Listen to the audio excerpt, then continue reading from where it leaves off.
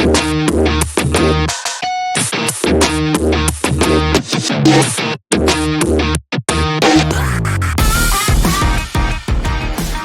kepolisian adalah pemelihara keamanan dan ketertiban masyarakat, penegak hukum, perlindungan, pengayoman, dan pelayanan masyarakat. Polisi memang sesuai dengan tugas pokoknya itu 1x24 jam. Jadi boleh tidur bagi yang istirahat. Tetapi di dalam pengaturannya, jadi polisi tidak ada yang tidur. Dalam melaksanakan tugas ini, diperlukan kemampuan profesional seperti patroli, penjagaan, pengawalan, dan pengaturan. Memang sehari-hari hadir di tengah-tengah masyarakat bukan hanya dalam perspektif elit atau kota besar saja, tapi keberadaan polisi harus menjangkau kepada cakupan wilayah teritori Indonesia termasuk di basis-basis yang terdalam, khususnya desa atau kelurahan.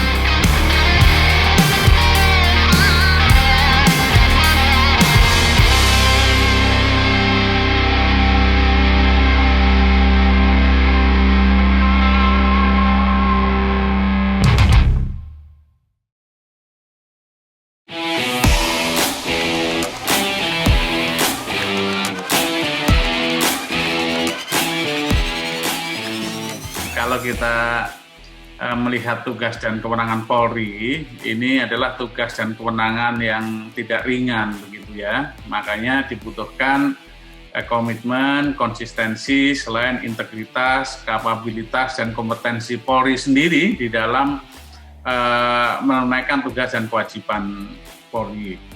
Sebuah lembaga seperti Polri yang diberikan tugas untuk menjaga ketertiban dan keamanan masyarakat, kemudian diharapkan mampu menjadi pengayom masyarakat, dan juga lembaga yang harus melakukan penegakan hukum di samping melakukan pelayanan kepada publik, tentu perjalanan polisi ini juga harus terus menyesuaikan dengan kebutuhan di masyarakat. Ya, kita tahu ya bahwa amanah dari TAP MPR nomor 6 tahun 2000 tentang pemisahan TNI Polri itu diharapkan Polri yang tadinya core-nya sebagai kekuatan yang berbasis militerisasi, baik kultur maupun fungsinya, maka dengan TAP MPR tersebut diharapkan polisi betul-betul menjadi polisi yang sipil gitu, polisi yang berwajah sipil yang kemudian tidak lagi melakukan pendekatan atau perilaku yang berbasis militeristik begitu. Update mengenai ilmu, update mengenai situasi, update mengenai perilaku begitu. Karena harapan kita semuanya sejak pemisahan antara TNI dan Polri yang kemudian dikenal sebagai reformasi Polri, harapan masyarakat kita ini besar begitu. Karena seiring dengan transformasi besar di negara ini, bagaimana kemudian stabilitas politik, stabilitas keamanan, yang awalnya sebelum reformasi itu bertumpu kepada pendekatan keamanan, sejak reformasi ini kemudian pendekatannya sudah berubah drastis, bukan lagi pendekatan keamanan, bukan pendekatan pengamanan, bukan pendekatan penangkapan bagi orang yang tidak sesuai pendapatnya dengan pemerintah, tapi sejak reformasi itu kemudian pendekatan stabilitas politik dan keamanan publik kita ini sudah menuju kepada penegakan hukum.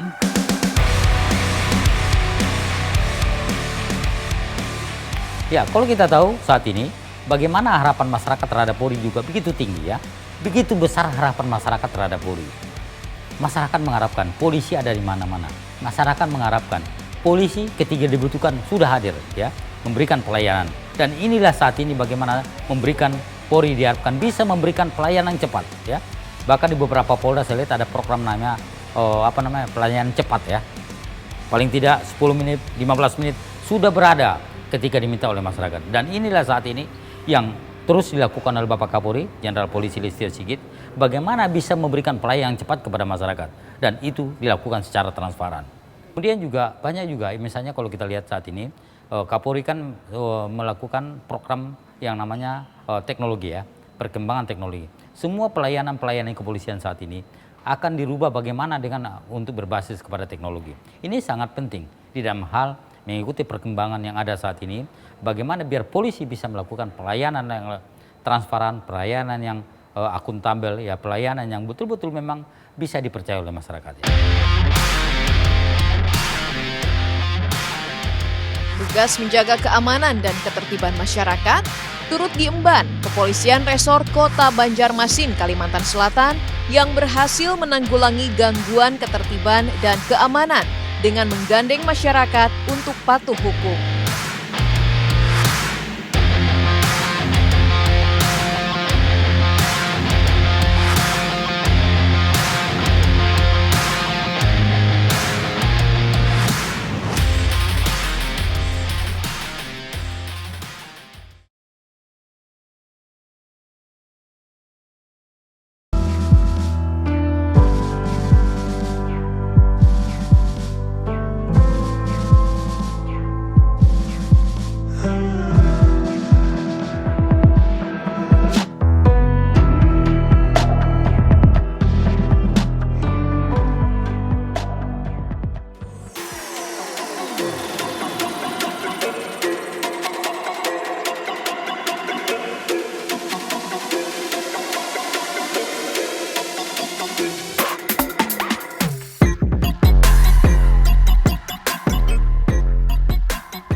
Sebagai pemelihara ketertiban dan keamanan warga di Kota Banjarmasin, Kalimantan Selatan, Polresta Banjarmasin menjalankan beberapa satuan fungsi, mulai dari Satuan Reserse Kriminal, Satuan Reserse Narkoba, Satuan Lalu Lintas, Satbinmas, Satuan Intelkam, Satuan Polair, Satuan Pengamanan Objek Vital, Satuan Perawatan dan Tahanan Bukti, serta Satuan Sabara.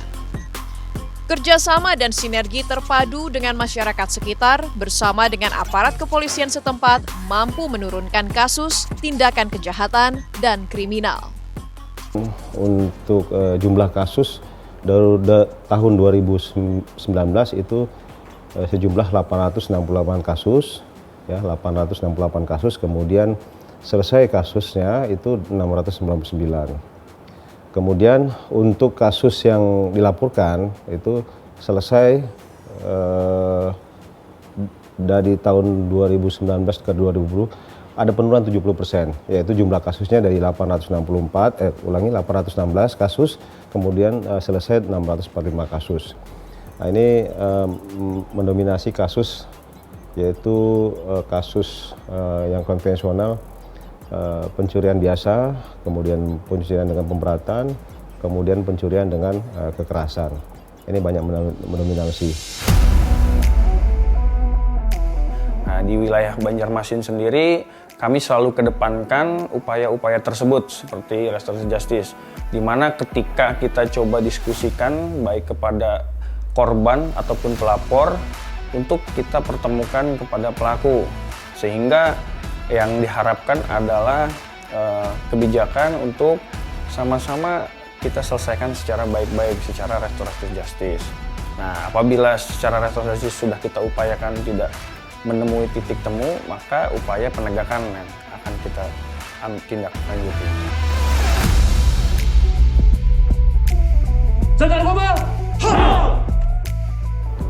Tadi saya bilang sampai kejahatan konvensional. Kalau transnasional memang ada termasuk narkoba. Ini dari pemerintah langsung, khususnya Bapak Presiden, bahwa negara tidak boleh kalah dengan narkoba. Negara hadir di situ untuk memberantas narkoba.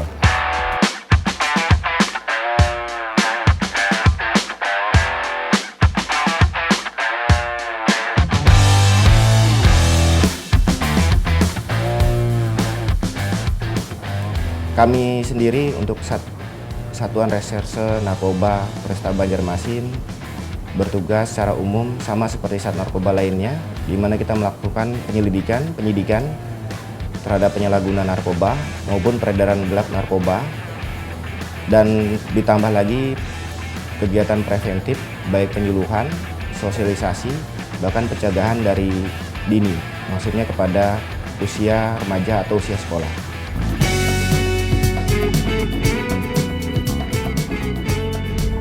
Assalamualaikum warahmatullahi wabarakatuh. Kami dari jajaran Satbinmas Polresta Banjarmasin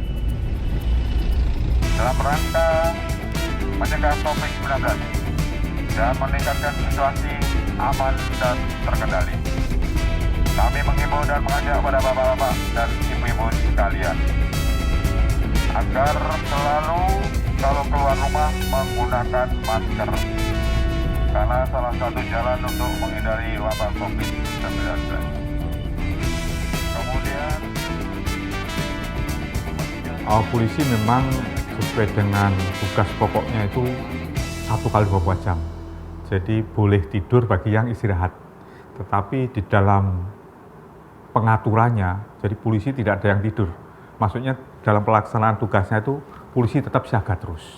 Termasuk juga Bimas yang mana terus melaksanakan penyuluhan, ya, memberikan pengertian pada masyarakat, termasuk himbauan, apalagi musim sekarang ini musim COVID.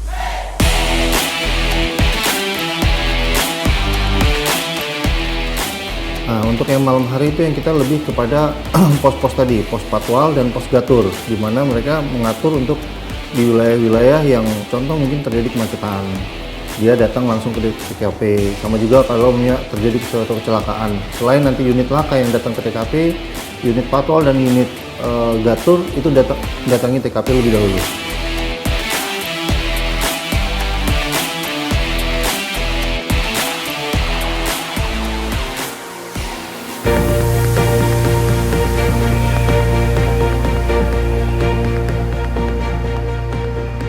Saya sebagai warga Banjarmasin untuk melihat kinerja polisi sangat baik ketertibannya. Nah, untuk 24 jam nonstop siang dan malam. Ya, saya sih sangat senang juga gitu melihat kinerja polisi kerjanya 24 jam nonstop siang dan malam. Saya rasa selama ini aman aja, kondusif dan kinerjanya juga cepat. Kalau ada kasus langsung ditangani sama polisi.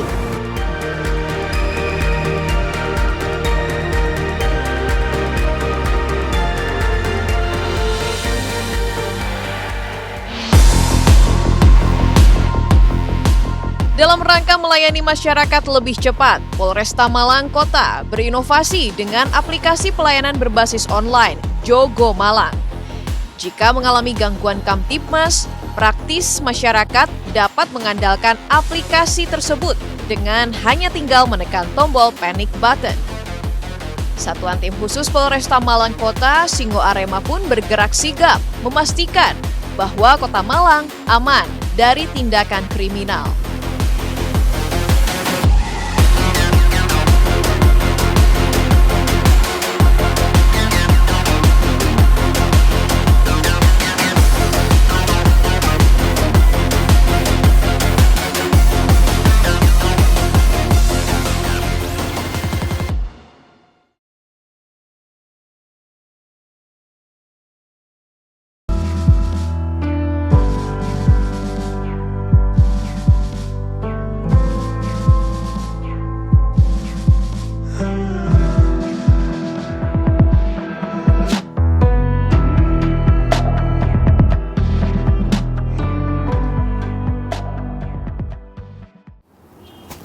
Saya KBP Budi Armanto SK MSI, Kapolresta Malang Kota.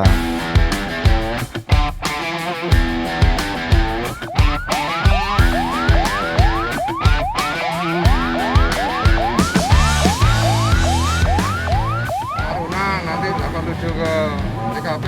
Kejadian masyarakat yang ada di alatnya corona.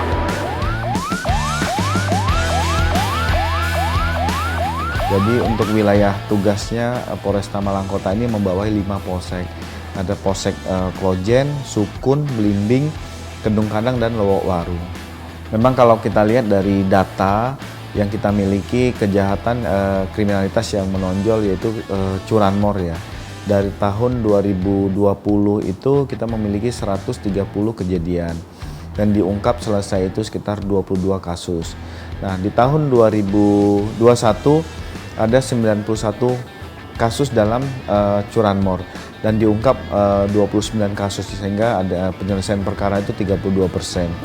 Memang kalau dilihat dari jumlah kasus sebelumnya dan jumlah kasus di tahun ini terjadi penurunan kasus kualitasnya, kuantitasnya terjadi penurunan, tapi juga terjadi peningkatan di dalam penyelesaian.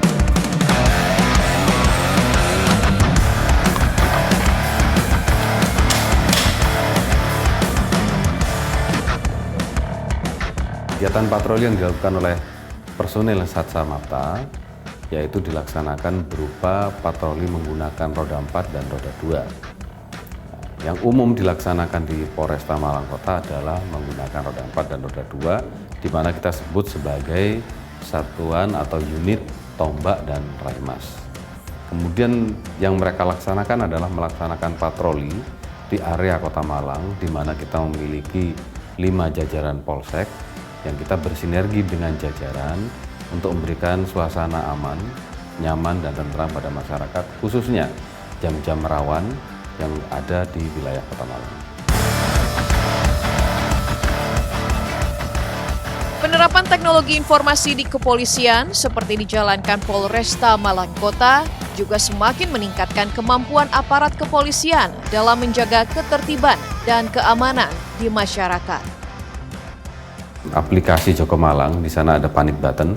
Masyarakat yang mengalami atau mengetahui adanya gangguan Kamtibmas bisa langsung menekan panic button. Dan dalam hitungan menit, personil yang ada di lapangan, khususnya Tombak dan Raimas yang juga sudah mendownload aplikasi itu, mendapatkan peringatan dari panic button, langsung mendatangi TKP bersama dari jajaran polsek, utamanya patroli polsek. Jadi kronologinya pada malam itu personil patroli yang kita awali dengan APP atau arahan, kemudian kita membagi tugas, cara bertindak, melaksanakan patroli malam hari. Di saat melaksanakan patroli malam hari, di suatu tempat, masyarakat melakukan panic button.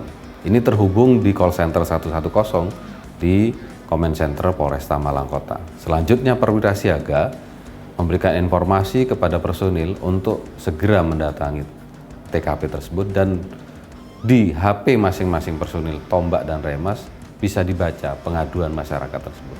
Selanjutnya kita mendatangi TKP, kemudian melakukan tindakan awal kepada pelaku gangguan Kamtibmas. Karena pada saat itu adalah orang yang minum minuman keras, maka kita melakukan yang namanya tindak pidana.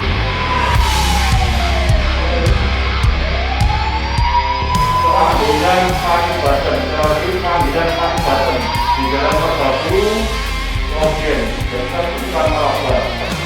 Ada 2 orang maju ada diperkirakan masuk, kita kan kalau maju 8 lagi. Langsung 89 peluncur 10-2 lokasi 8 awali.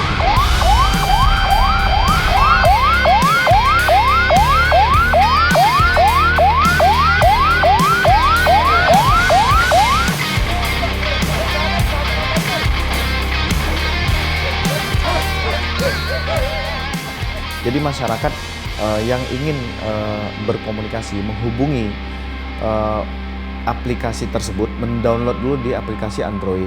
Setelah itu meregistrasi untuk kita login. Setelah login, kita masuk, kita bisa memberikan layanan. Contoh misalnya ada pohon tumbang, terus ada kecelakaan lalu lintas yang belum ditangani oleh pihak kepolisian. Kita melihat terjadinya suatu kejadian tidak pidana. Itu bisa menginformasikan melalui comment center, ada kolom pengaduan dan pelayanan. Ini segera ditindaklanjuti oleh kooperator yang ada di comment center.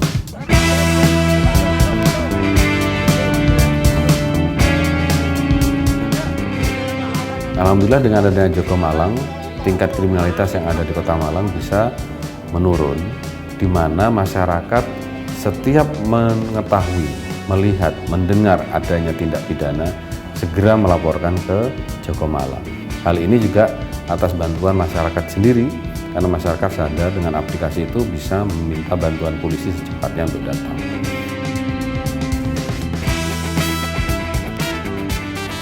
Menurut aku dengan adanya aplikasi ini tuh sangat membantu gitu loh Kak. Jadi kalau kita ada masalah apa gitu, itu tuh cepat tanggap. Terus juga apalagi ini kan aplikasinya 24 jam. Dan seperti yang kita tahu juga itu tuh aplikasinya udah sangat mumpuni gitu loh Kak.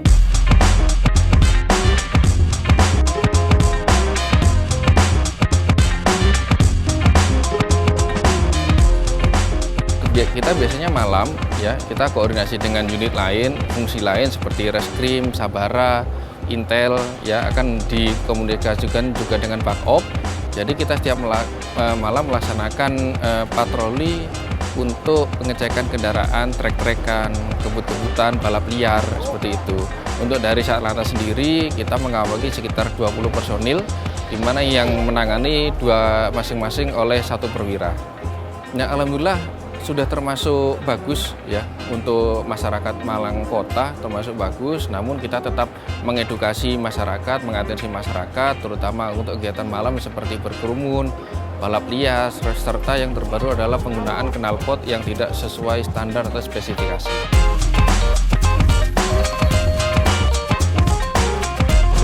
Ada yang nggak pakai masker ini? Masker semua. Kumpul-kumpul boleh, tapi harus ada protokol kesehatan masih tetap dilakukan ya. Ya Pak.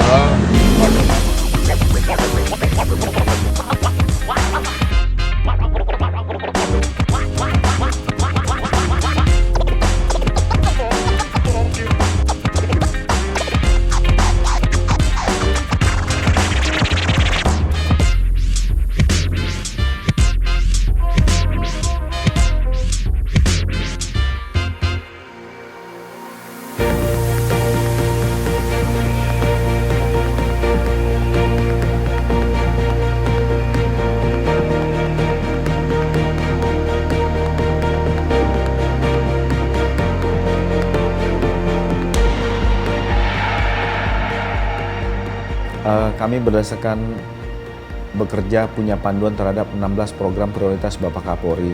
Ini juga di breakdown oleh Bapak Kapolda Jawa Timur, sehingga dalam pelaksanaan tugas ke depan kami juga sesuai dengan ketentuan yang ada dan memberikan pelayanan terbaik kepada masyarakat tentang penegakan hukum yang profesional dan proporsional dan transparansi berkeadilan.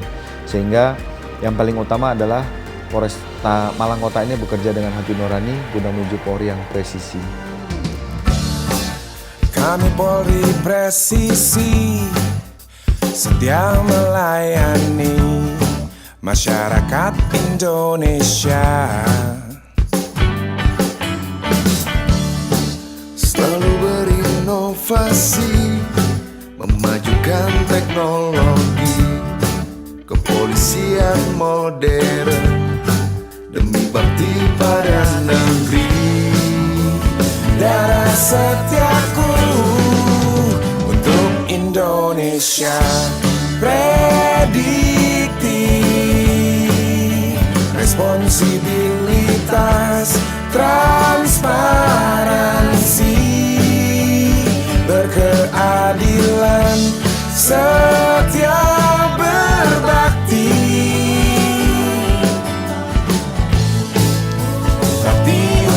Negeri, Polri presisi.